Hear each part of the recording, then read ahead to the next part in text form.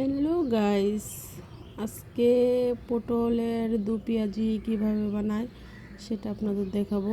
দেখেন, আপনারা কে কীভাবে বানান সেটা আমি জানি না, আমি কিভাবে বানাই সেটা আপনারা দেখেন। পটল ছিলে কেটে নিয়েছি, আদা, মরিচ, লবণ দিয়ে সুন্দর করে মেখে নিয়েছি।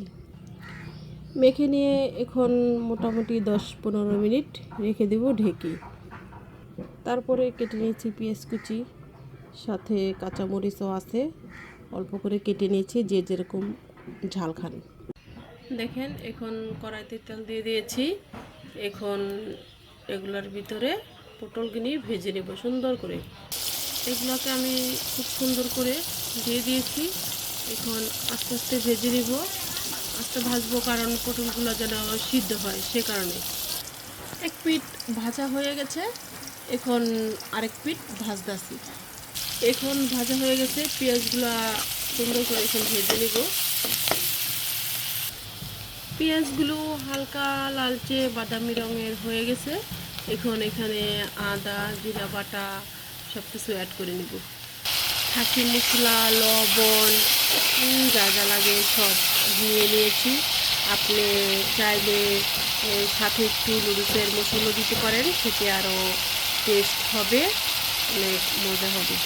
এভাবে মশলাটাকে খুব ভালো করে কষিয়ে নিতে হবে, খুব সুন্দর করে। আস্তে আস্তে আমার কষানোটা হয়ে গেছে, আপনারা দেখতে পাচ্ছেন। আমি আস্তে আস্তে দুবার পানি দিয়ে আদাটা যেন গন্ধ না করে সে কারণে আস্তে আস্তে শুকিয়ে নিয়েছি। এখন পটলগুলো এখানে দিয়ে দিব।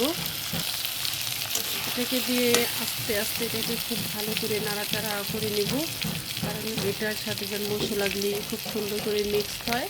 হালকা তাপে আস্তে আস্তে 2-3 বার করে নাড়াচাড়া দিয়ে তারপরে নামিয়ে নেব।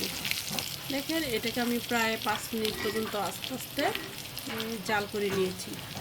এখন এটা হয়ে গেছে। দেখেন, এটার কালারটা অনেক সুন্দর হয়েছে। এটা খেতেও কিন্তু বেশ মজা লাগবে। তো আপনারা এটা বাড়িতে ট্রাই করে দেখবেন।